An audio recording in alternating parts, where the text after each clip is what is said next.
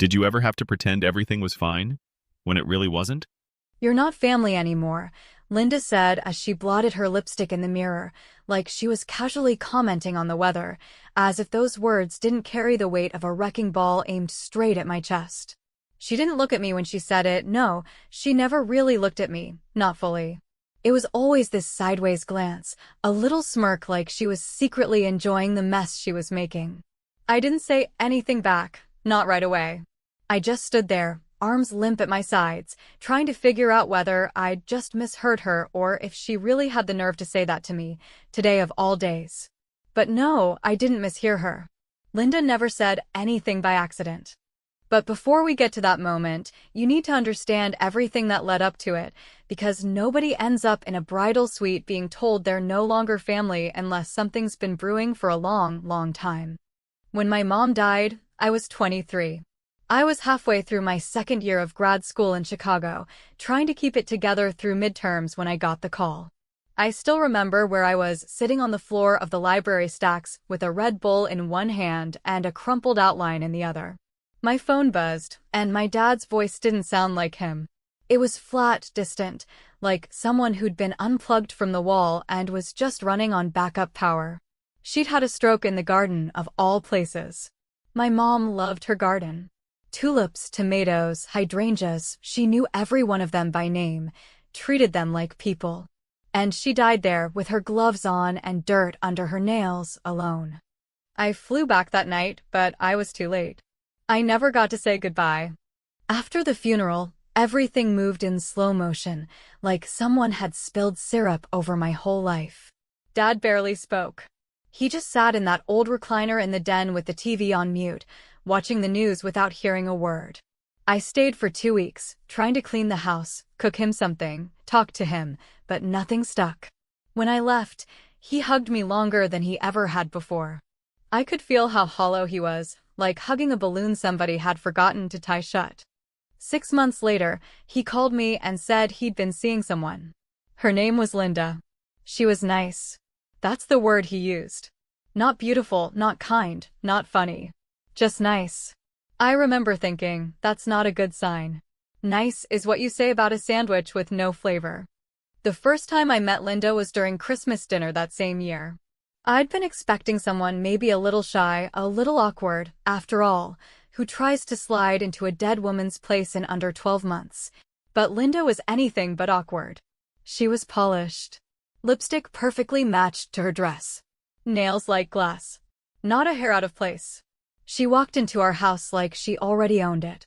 And maybe in her mind, she already did. She brought a housewarming gift. For a house she didn't live in. I remember opening the box and seeing these hand towels, expensive ones, monogrammed with my dad's initials and hers. Not mine. Not my mom's. Just theirs. I tried to ignore the gut punch. I told myself she probably just meant well. That's what my dad kept saying. She means well, Em. She's just trying to help. But it wasn't help. It was a slow, strategic takeover. The little things came first. Family photos started disappearing from the walls. The framed shot of my parents' wedding went missing from the mantel. I found it later shoved in a drawer under some old placemats. She changed the kitchen layout without asking, threw out the garden gloves my mom used, even started calling our old dog hers. Then came the bigger things. My bedroom was repurposed into a wine-tasting room, her words, not mine. She gave away my mom's piano, the one she'd played every Sunday morning for 20 years. When I found out, I screamed at her in the driveway, and she just stood there with that same plastic smile and said, "You weren't using it, dear." I tried talking to my dad, but it was like speaking to a wall. He'd changed too. He stopped finishing his sentences, stopped asking about my life, and any time Linda was in the room, he looked smaller, like a man shrinking inside his own skin. The final straw wasn't some big dramatic scene. It was a damn email. I'd been trying to schedule a visit, and instead of getting a call or a text, I got a calendar invite from Linda's email account. Not even a message. Just a title, Emma visit, 2 nights max. 2 nights. In the house I grew up in. The house my mother built room by room with her bare hands and a paintbrush. That night, I called my Aunt Debbie.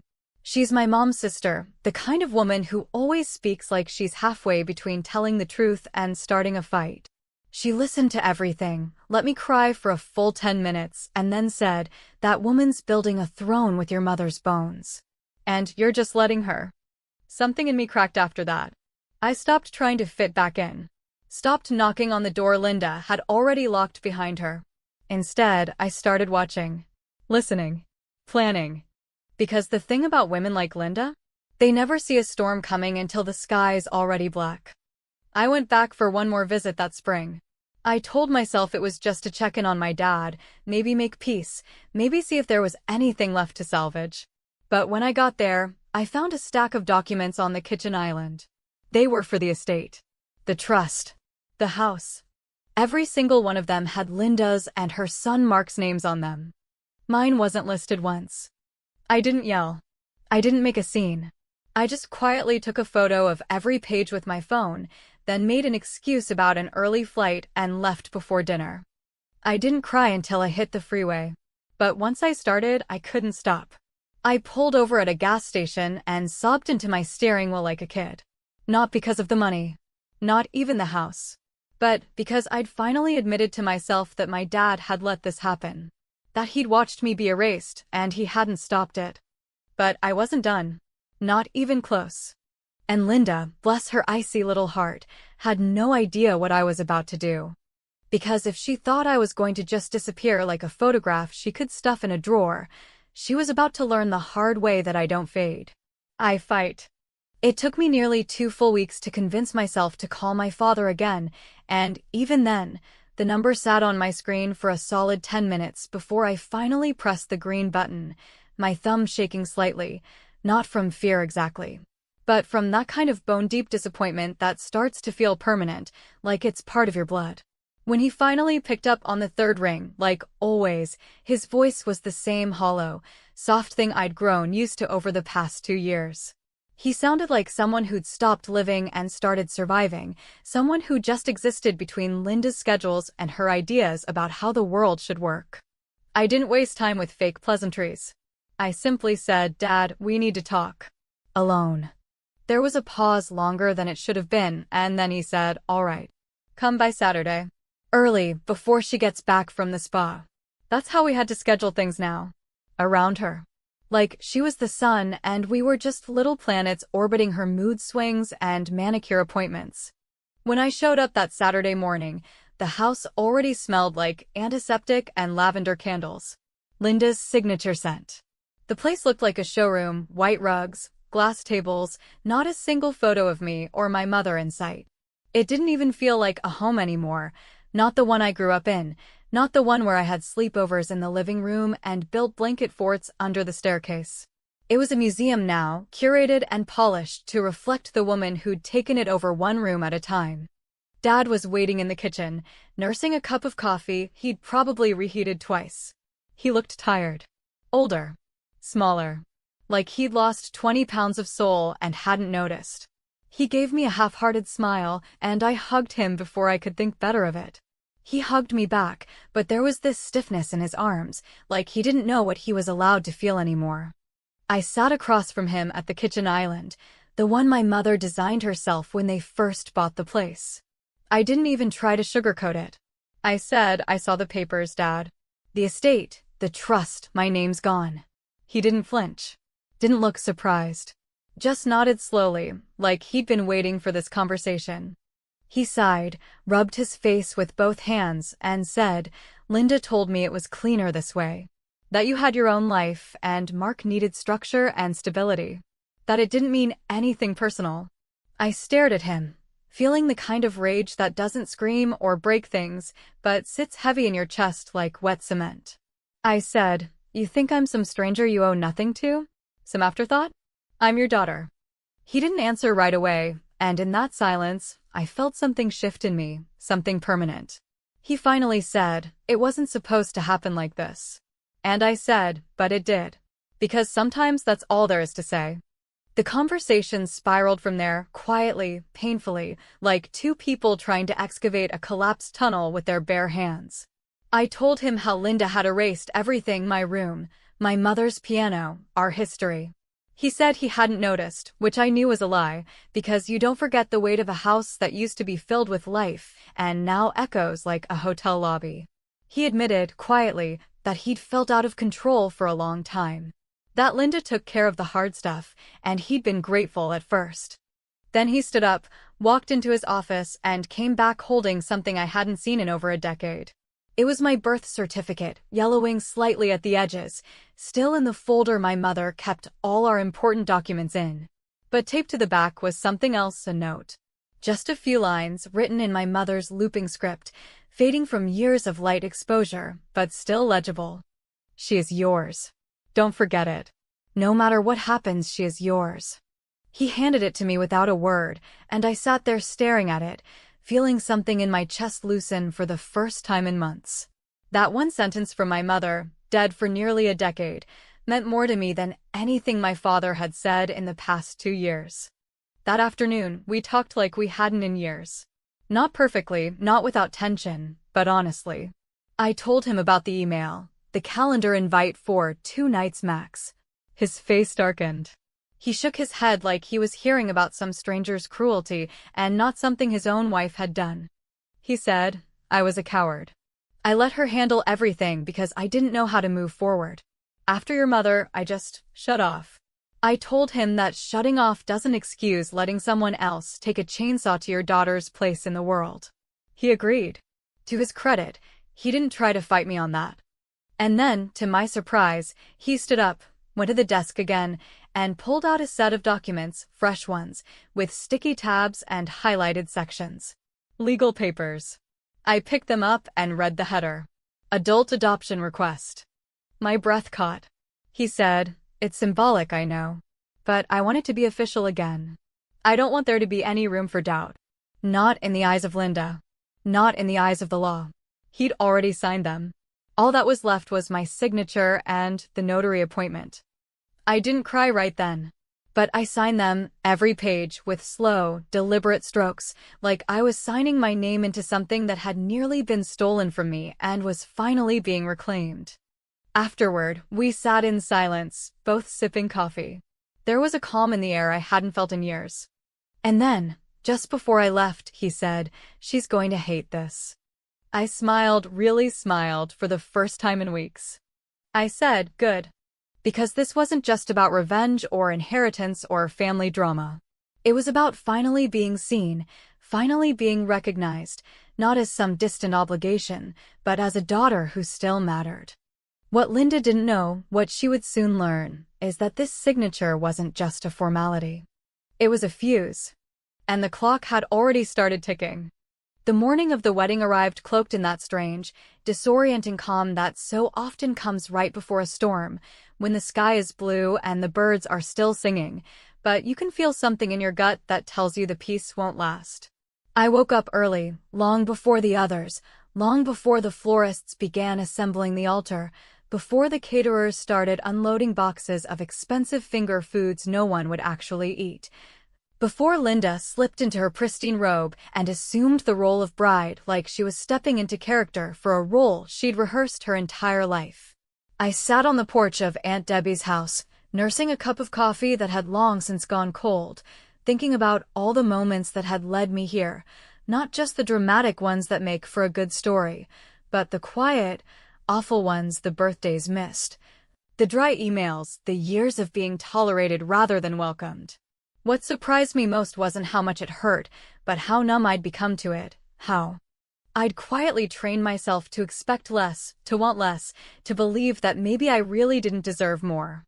But all that ended 3 days ago, in the little notary office behind a bank in downtown Raleigh, where I met my father for an appointment that changed everything, not because of the ink on the paper, though that mattered, but because it was the first time in over a decade that my father had done something entirely for me, not to appease Linda, not to avoid discomfort, not to keep the peace, but for me, out of love and perhaps guilt, yes, but mostly out of a deep, tired desire to finally make something right. The adoption was legal now, binding, final. I wasn't just his daughter in the poetic, sentimental sense. I was his daughter on paper, on record, in the eyes of the law, with the same last name and all the weight that came with it. He'd walked into that office a man unsure of his own spine and walked out with a quiet kind of resolve I hadn't seen in him since before my mother died. I had the papers in my car, tucked carefully into a manila folder between a red velvet ribbon and the original copy of my mother's note, the one that said, "She is yours. Don't forget it." I kept opening it, reading it, as if the ink might vanish if I didn't keep reminding myself it was real. That note, once folded into a baby book my mom used to keep under her pillow, had become my anchor. Every time Linda had tried to edge me out, every time my father had hesitated to choose me, every time the family I thought I belonged to had turned into something unfamiliar and cold, I'd clung to those 6 words like they were a lifeline. And now, for the first time in a long time, I wasn't holding on for dear life anymore, I was standing up. At exactly 9:15 that morning, I drove to the venue, a sprawling vineyard property 2 counties over, rented for the weekend at an obscene cost. Dressed up like a magazine spread in one of those wedding catalogs Linda used to leave on the coffee table like conversation starters. The place was so thoroughly curated it looked unreal. White roses strung along every fence post, glass lanterns hanging from the trees, a live quartet rehearsing under a floral arch. Everyone was smiling, sipping champagne, playing the roles they'd been assigned, as if they couldn't feel the undercurrent of tension just beneath the surface. But I could feel it. I could feel it pulsing in the air like electricity, tightening around my ribs with every step I took toward the bridal suite. Linda was standing in front of a full-length mirror when I entered the room, surrounded by women whose names I didn't know and didn't care to learn. Her dress, of course, was custom, sleek, too modern for someone her age, designed more to impress than to symbolize anything sacred. She looked at me through the reflection first, like I was a stray she hadn't expected to see again, and smiled, but it was the kind of smile that felt more like a test. "Did you need something?" she asked, her voice syrupy, her tone carefully measured so as not to wrinkle the perfect surface of the day. "I just wanted to say good luck," I said, though the words tasted foreign in my mouth. "And to give you something. For the big moment." I didn't hand her anything. Not yet. I wanted her to wonder. She tilted her head slightly, clearly thrown off by my civility, and said, "That's very sweet of you, Emma." And then, after a pause so subtle I almost missed it, she added, "I hope after today, we can all move forward, separately. You've made it clear where you stand." It was a warning wrapped in pleasantry, a quiet attempt to remind me of my place, or rather, my lack of one. I didn't react. I didn't flinch. I simply smiled back, nodded, and walked out, leaving just enough doubt behind me to plant seeds of discomfort. As I stepped outside, I saw my father, already in his suit, standing near the archway, hands in his pockets, face unreadable. When he looked up and saw me, his expression softened, but only a little. There was no warm embrace, no dramatic reunion. Just a nod, a kind of silent acknowledgement that we were on the same page now, that what was about to happen wouldn't be undone by apologies or appeasement. He didn't try to talk me out of it, and I respected him for that. Inside my purse, the adoption papers waited signed, notarized, official. My name, legally restored as his daughter. Not a guest. Not a step anything. A daughter. The ceremony began with music so delicate it barely reached the ears of those in the back rows. Linda glided down the aisle like royalty, chin up, bouquet trembling just slightly in her grip. The officiant, some polished man from a company that probably charged double for Sunday bookings, began his speech about unity, new beginnings, and the sanctity of vows. Everyone watched. Everyone smiled. But I could feel the anticipation building behind my eyes, like a dam about to give way. And then, just as he reached the part about speaking now or forever holding your peace, I rose from my seat in the front row, because of course Linda had placed me there, either out of arrogance or strategy, assuming I wouldn't dare make a scene, and walked calmly to the archway, folder in hand, heels silent against the carpeted platform. The officiant stammered, confused, but I held up a hand. "I'm sorry to interrupt," I said, my voice steady, clear, filling the space with an authority I didn't even know I had. "But before this continues, I think everyone should know that as of yesterday morning, Charles Hayes legally and officially reaffirmed me as his daughter through adoption. I held up the papers, opened them for the crowd to see, let the gold seal catch the light. Gasps spread like wildfire. Murmurs followed. Linda didn't move, she just stood there frozen, lips parted, bouquet forgotten at her side. My father said nothing. He didn't have to. Because in that moment, everything changed. The silence that followed my announcement didn't fall like a curtain, it shattered like glass, sharp and immediate, cutting through the practiced serenity of the afternoon with a noise that didn't make a sound, but felt like something had cracked open in the air. For one suspended moment, everyone just stared, eyes wide, hands frozen mid-clap or mid-toast, mouths slightly agape as if trying to catch up to what they'd just heard. The birds kept chirping, the breeze kept drifting through the vineyard, and the string quartet, poor souls, sat frozen mid-measure, their bows held awkwardly above the strings, unsure if they should play through the chaos or drop their instruments and run. But no one moved, not yet. They were watching something that had started as a wedding and had now turned into a reckoning. Linda stood before me, bouquet still in her hands, but her grip visibly tightening, knuckles paling beneath the pink-toned polish she had likely spent an hour choosing.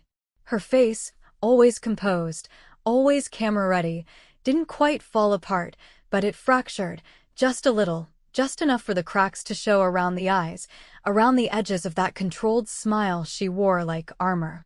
She didn't speak at first, and neither did my father. I turned slowly toward him, the papers still in my hand, letting the moment linger, letting everyone in that vineyard, friends, extended family, her side, our side, the hired help, the servers with trays of wine and nervous glances, see that this wasn't a misunderstanding or a misstep or a bitter daughter making trouble out of spite. This was deliberate. This was prepared. This was mine. I took a step forward, just enough to command the space, and said clearly, yesterday morning, in the presence of a notary and with full legal consent, Charles Hayes signed a document officially reaffirming my status as his legal daughter through adoption, binding under state law, witnessed and notarized. I am not a guest. I am not a memory. I am not some leftover from a previous life. I am his daughter. And I have every right to stand here. The officiant, bless his poor unprepared heart, cleared his throat and looked desperately from my father to Linda, unsure whether he should be asking for confirmation or calling security. I didn't blame him. This was not the wedding anyone had come expecting, least of all the bride, who had now turned fully toward my father, her voice low, shaking with anger that she was trying very, very hard to control. "Is this true?" she asked, each word like a lit match between her teeth. "You did this, behind my back?" My father didn't flinch, didn't shuffle, didn't look to me or away from her. He simply nodded, a quiet, unremarkable movement, but in that nod was more clarity and more strength than I'd seen from him in years. "Yes," he said. Just one word. No explanation. No apology. For the first time in what felt like a decade, I saw something in my father's posture that reminded me of the man he had once been before the grief, before the silence. Before Linda had begun rearranging his life piece by piece until he didn't recognize the shape of it anymore. His shoulders squared. His voice didn't waver. And, while the look in his eyes held sadness, it was not the kind of sadness that apologizes, it was the kind that accepts, that stands firm in its decision because it knows the cost of not doing so. Linda took a slow breath, the kind people take when they're trying not to scream, and said, "You knew what this day meant to me. You knew how hard I worked," but my father interrupted, his voice quiet but sharp enough to cut through her protest like wire. "It's not about what you worked for, Linda. It's about what you tried to erase." That was it. That was the line. The defining moment when the energy shifted not just between the three of us, but across the entire wedding crowd. People started murmuring again, leaning toward each other, exchanging hushed speculations. Some guests stood, uncertain whether they were witnessing family drama or the implosion of something far larger. Aunt Debbie, seated near the back, crossed her arms and tilted her head slightly, her expression a mixture of grim satisfaction and silent confirmation of every warning she'd ever issued about Linda. Mark, Linda's son, finally stood up, his voice loud, impatient, full of that casual arrogance he wore like cologne. "This is ridiculous. She's just doing this to ruin your day, Mom. She doesn't even want to be part of this family. She's doing it for the money." The way he said money made it clear he had only ever seen me as a threat to his future, not as a person, not as the child of the woman whose piano had been sold off without a thought. I turned to him slowly, met his gaze with a calm he didn't expect, and said, "If this were about money, I would have filed a lawsuit a year ago. If this were about status, I'd have let her humiliate me and smiled through it. But this is about making sure my mother's memory isn't buried under your nameplates and wine cellars. This is about showing up and saying, I am still here. And I'm not going anywhere." It wasn't a prepared speech. It wasn't something I'd rehearsed in the mirror or written down in a notebook. It was raw, it was real, and it was mine. By then, half the guests were standing, their expressions ranging from stunned curiosity to subtle horror to something almost like admiration. The officiant looked like he was seconds away from fainting. The wedding planner was whispering frantically into a headset, probably calling for someone, anyone, to fix this. But there was no fixing this. Because this wasn't a scene. It was the result of years of silence. Years of polite endurance. Years of watching someone else repaint your family portrait without your face in it. Linda finally turned back to me, her voice lower now, colder. "You had no right to ambush me like this." And I, steady and unshaken, replied, "You had no right to erase me first." The ceremony, such as it was, did not resume. No vows were exchanged. The quartet began packing up quietly. The wine servers awkwardly offered drinks to people who looked like they'd rather be anywhere else. My father stood beside me, not touching me, not offering more words, but standing there nonetheless, and that was enough. Linda left the platform in silence, her dress catching on one of the lanterns as she brushed past it. It was the only thing that tore that day, fabric, not flesh, but it felt symbolic. Something small giving way because the larger thing had already collapsed. And as for me, I didn't feel victorious, not exactly. There was no music swelling in the background, no dramatic curtain call. But I did feel present. I felt real. I felt like I had reclaimed something I didn't even realize I'd lost. And the best part? This wasn't the ending. Not yet. Even after the tension drained from the ceremony space like blood from a fresh wound, after the musicians quietly packed up their instruments without a single word, after the guests dispersed in clusters of whispers and wide-eyed stares, after the chairs stood empty in uneven rows like soldiers abandoned in a field, the weight of what had happened refused to lift.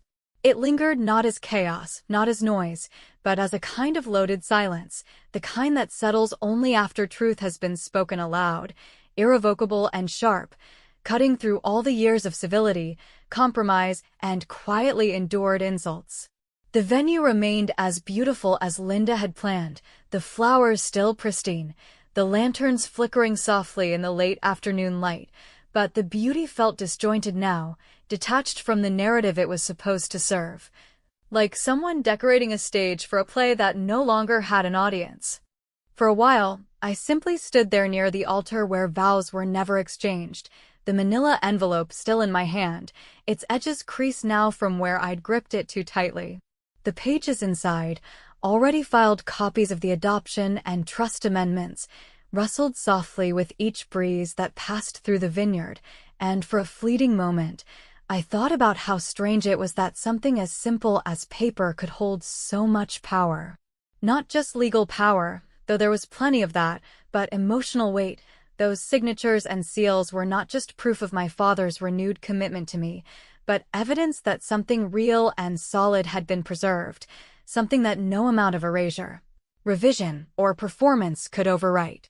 Linda had disappeared immediately after the confrontation, her heels clicking rapidly over the flagstone path toward the bridal suite, her assistant trailing behind her, phone clutched to her chest like a rosary.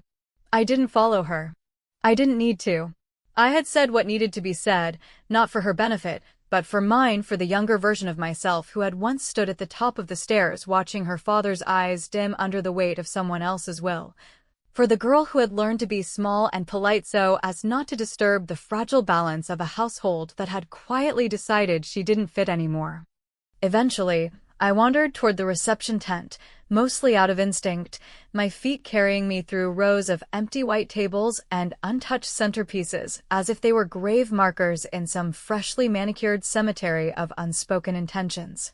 The band hadn't even unpacked their equipment, and the dance floor gleamed under the string lights, untouched, unclaimed, as if waiting for someone to decide whether the night would be remembered or forgotten. And there, standing alone with 2 glasses of champagne and a look I couldn't quite read, was my father.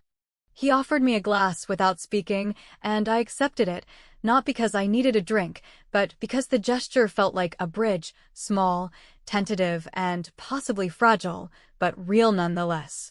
We stood together for a long time in silence, the kind of silence that isn't awkward, but necessary, the kind that only exists between people who have finally said what needed saying and are now just letting the aftershocks pass. When he finally spoke, his voice was low and heavy, not with regret exactly, but with the weariness of a man who has spent too long ignoring the pull of his conscience. "I should have stopped her years ago," he said, not looking at me, his eyes fixed on the horizon where the vineyard dipped into the rolling hills. I let it all happen. I told myself it was easier that way. I didn't answer him right away because there wasn't a simple response, and I wasn't interested in offering him an easy forgiveness wrapped in a hallmark platitude. Instead, I took a sip of champagne, let the bubbles settle in my mouth, and said, "You didn't stop her. But you didn't marry her either. That counts for something." He laughed, a sound that surprised both of us, and then looked down at the dance floor where soft instrumental music had begun playing over the speakers, the wedding playlist running automatically, as if the system hadn't gotten the memo that the script had changed. He held out a hand and asked, "Dance with me?" I hesitated for half a second, then took his hand. The 2 of us walked slowly to the middle of the empty floor, and under the hanging lights, surrounded by the remnants of a wedding that never truly began, we danced, not gracefully, not expertly, but honestly. I rested my hand on his shoulder, felt the worn fabric of his jacket beneath my fingers, and thought about the last time we danced, years ago, when my mother was still alive and the world felt like something that made sense. He held me like he was still afraid to lose me, and I let him, not because it made everything okay, but because sometimes forgiveness doesn't come in words, it comes in moments where 2 people simply choose to stay present, to remain connected even after everything has burned around them. From the edge of the tent, I caught movement. Linda stood beneath the white archway, still in her gown, her hair slightly loosened now, her arms crossed over her chest. She wasn't crying. She wasn't shouting. She just stood there, watching us, her face unreadable in the golden light. It struck me then how little power she actually had anymore, not because she'd been defeated in some courtroom or stripped of money, but because the illusion she'd built had finally cracked, and behind it, there was nothing substantial. Nothing that could stand in the face of a truth that had taken years to surface, but now sat plainly in the open. She turned and walked away without saying anything, her dress whispering across the stones, her shadow stretching long behind her like a woman trying to disappear into herself. As the music drifted into another soft melody, my father whispered, "Thank you for not giving up on me." I didn't answer.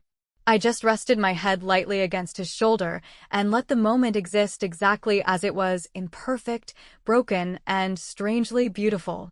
By the time we finished our quiet dance, the sun had dipped below the hills, casting everything in the dusky amber of early evening. Guests had mostly gone home, the planner was on her phone likely negotiating late vendor fees, and Aunt Debbie had taken charge of boxing up the untouched desserts with military precision. Mark had disappeared hours ago, probably to some overpriced bar where he could pretend none of this affected him. And me? I stood in the middle of that floor, looking out over the vineyard, holding the envelope close to my chest, and wondering what came next. I didn't have an answer. Not then. Not now. Because sometimes the ending isn't the final moment, it's just the first breath after the door finally closes. What I do know is this: I didn't come there to ruin anything. I came to reclaim something that was always mine. And as I walked slowly back to my car under the soft hum of the string lights, I knew that even if Linda never spoke my name again, even if half the family chose sides and whispered their judgments, even if the road ahead remained uncertain, I had chosen myself. And for the first time in years, that was enough.